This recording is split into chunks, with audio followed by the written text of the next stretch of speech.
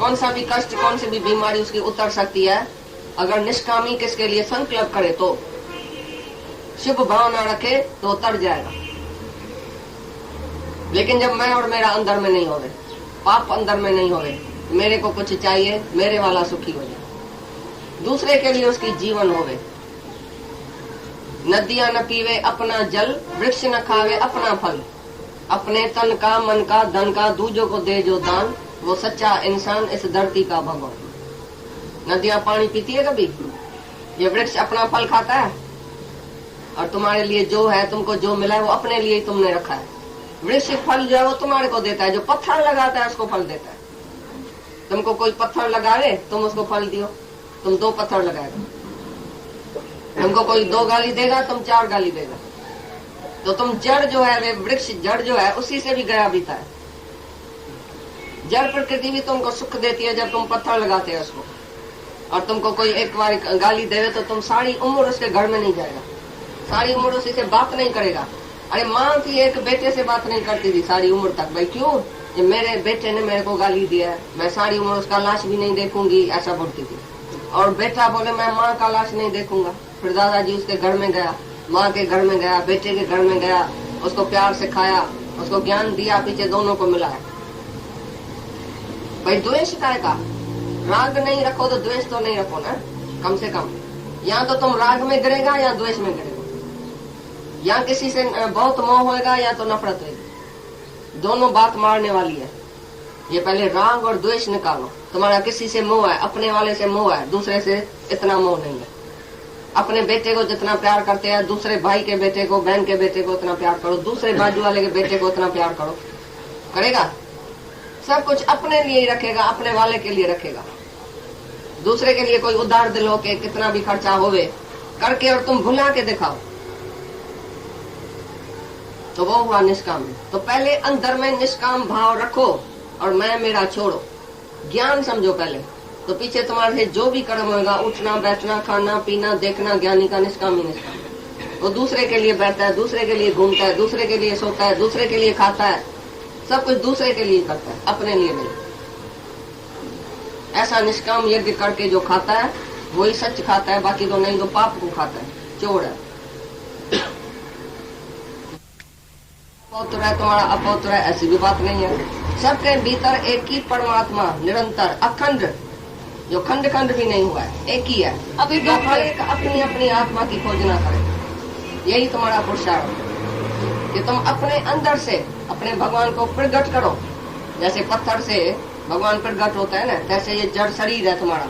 चिक्कड़ में ठाकुर दिखाड़े हो, ये चिक्कड़ है शरीर, उसमें ठाकुर हमको गुरु ने दिखाया। मट्टी अपला दो मान, तुम्हारी मिट्टी से भी भगवान निकल आता है। तो तुम खाली पुरुषार्थ करो, अपने भगवान को प्यार करो, अंदर वाले को प्यार करो, अंदर वाले के ऊपर आशिक हो जाओ। तुम अभी तक बाहर भगवान देखता है, दूसरे का बाप, दूसरे का बेटा तुम भगवान समझ के बैठे। ये राम है, ये कृष्ण है, ये नानक है, तेरा की। वो जिसका भगवान था उसका था, तुम्हारा कैसे भगवान? तुमने देखा भी नहीं, तुमने भगवान माना। क्योंकि राधा ने बोला भगवान है, गोपियों ने बोला भगवान है, अर्जुन ने बोला भगवान है, तो तुम बेवकूफ ने बोला भगवान है। तुमको मिला क्या उसी से? कोई शांति मिली, कोई मुक्ति मिली, कोई ज्ञान मिला, कोई प्रेम मिला? तुमको कभी मिला भगवान सामने? गोपियों को तो सामने मिला, तभी उसने बोला, जाना उसको तो भगवान है। तुमने जाना नहीं, सुनी सुनाई बात, भाई फलाना भगवान है। ये मूर्खों की बात है। तुमको जब भी भगवान साक्षात मिल जाए धरती पर, तभी तुम समझना कि भगवान मेरे को मिला, और वो भगवान तुमको भगवान बनाए। जब भी तुम अपने को भगवान समझो, अपने भगवान से जाके शादी करो अंदर वाले से, तभी तुम्हारा काम पूरा हुआ।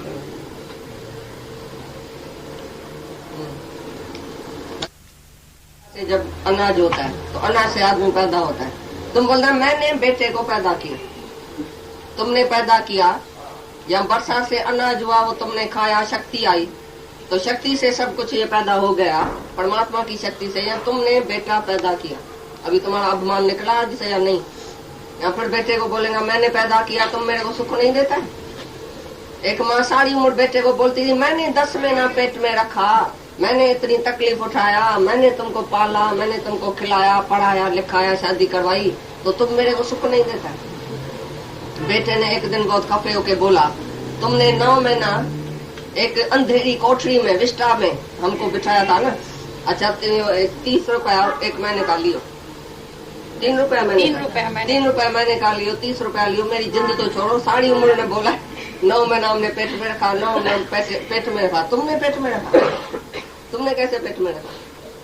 तुमने मेरे को उधर रिक्शा किया, तुमने मेरे को खिलाया अंदर, तुमने मेरे को जीता रखा, तुमने मेरे को अंदर हवा दिया, क्या किया तुमने?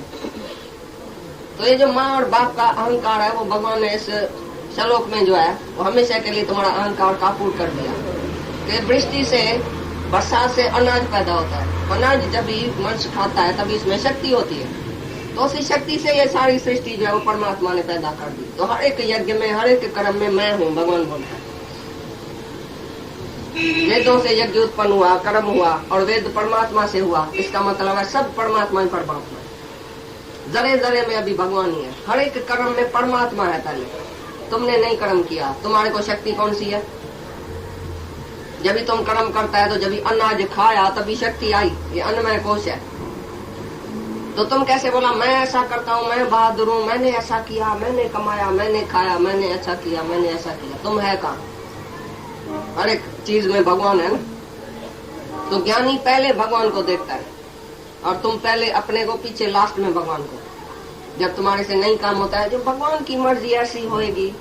लेकिन पहले जब भी तुम्हारे से कुछ होता है बोलता मैंने किया, मैंने अच्छा किया, मैंने कमाया। जब पैसा चला जाएगा बोलेगा वो तो पता नहीं उसी भाई ने ऐसा काम किया ना तभी पैसा चला गया, फलाने ने ऐसा किया ना, ये भगवान की कुदरत ऐसी थी ना तभी पैसा चला गया। बाकी कमाया मैंने, अच्छा मैंने किया, बुरा मेरे को भगवान करवाता है अंदर से। भगवान मेरे को ऐसी मत देता है, रोकता क्यों नहीं है भगवान? मैं तो बहुत अच्छा आदमी हूँ, मैं तो पाप करना चाहता भी नहीं हूँ, भगवान मेरे को पाप करवाता है।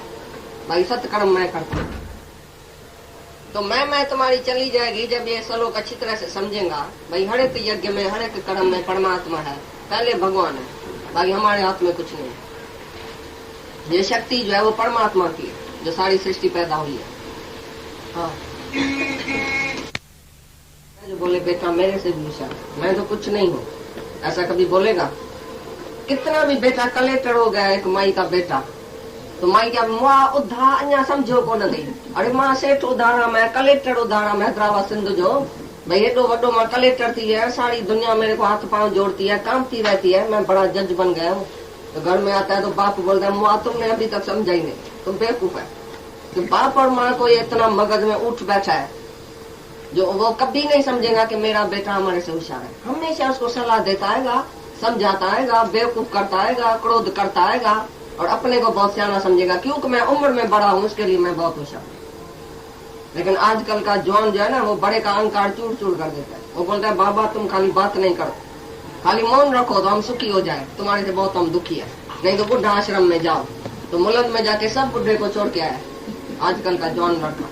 अगर तुम भी बात करना नहीं छोड़ेगा, घर में अपनी समझ, अपनी होशियारी नहीं छोड़ेगा, तो एक दिन तुमको भी उधर ही मिलने आएगा, बुढ़ा आश्रम में राम राम करने आएगा।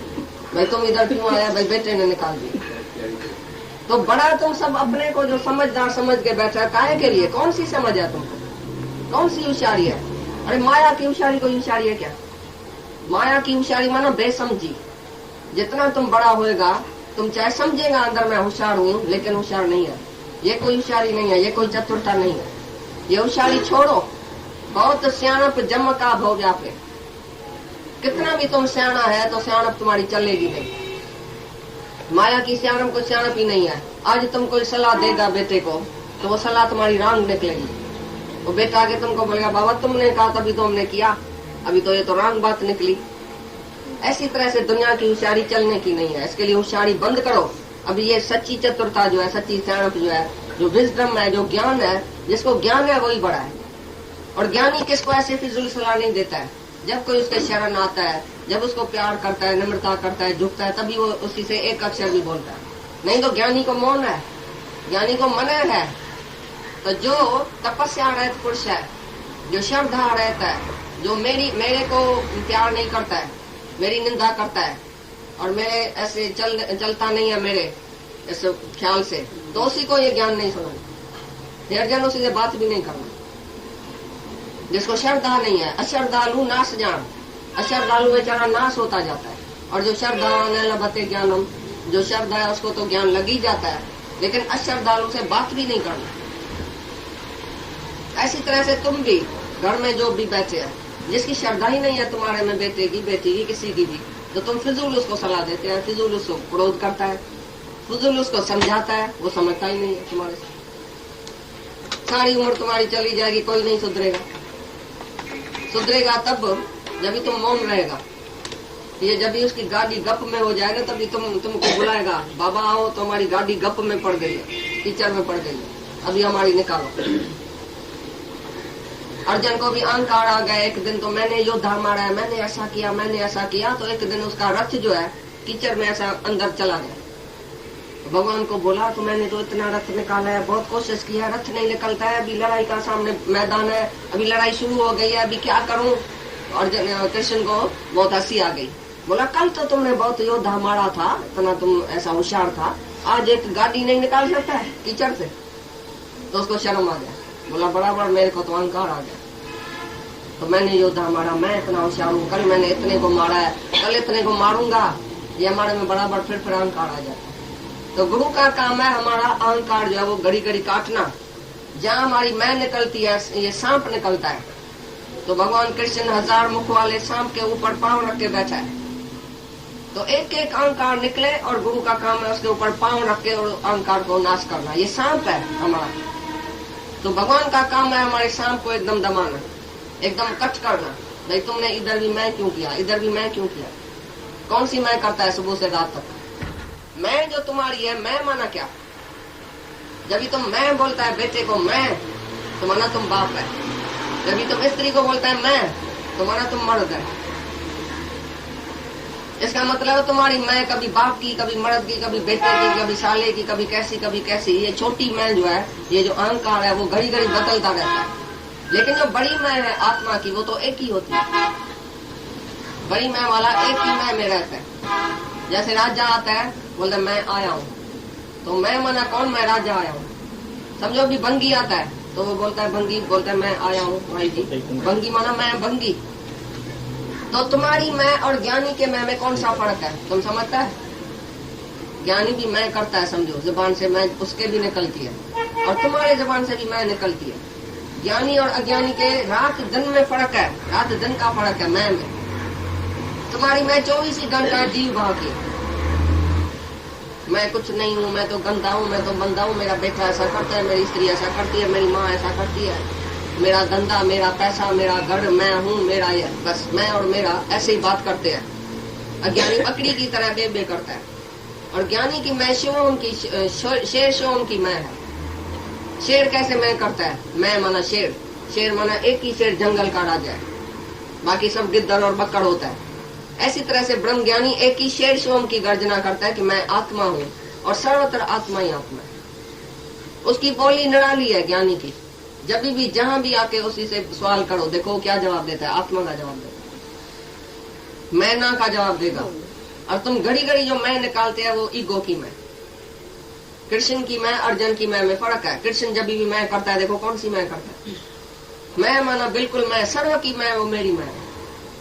और अर्जुन जो मैं करता है, बकरी की तरह तुम्हारे जैसा सवाल पूछता है, भगवान मैं क्या करूं, मैं तो डरता हूँ, मैं लड़ाई कैसे करूं, मैं ऐसा करता हूँ, मेरे को पाप लगेगा, मेरे को पुण्य लगेगा। वो जो भी मैं करता है वो बकरी की मैं। और कृष्ण जहाँ जवाब देता है वो कौन सी मैं करता है, देखो मैं सूरज में, मैं चांद में, मैं ये, मैं देवता में, फलाना में, बृहस्पति में, ये कपिल देव, फलाना मुनि में, ये फलानी गऊ में, जो बड़े में बड़ी, जो ऊंचे में ऊंचा वो मैं हूँ, ये गंगा में, सब मैं ही मैं। तो मैं माना क्या, मैं माना शरीर क्या, मिस्टर कृष्ण क्या, मैं माना क्या, मैं माना निराकार परमात्मा। तो परमात्मा की मैं में वो लीन है कृष्ण। और अर्जुन जो वो शरीर की मैं में हद में है। 6 फुट वाला अर्जुन हमेशा है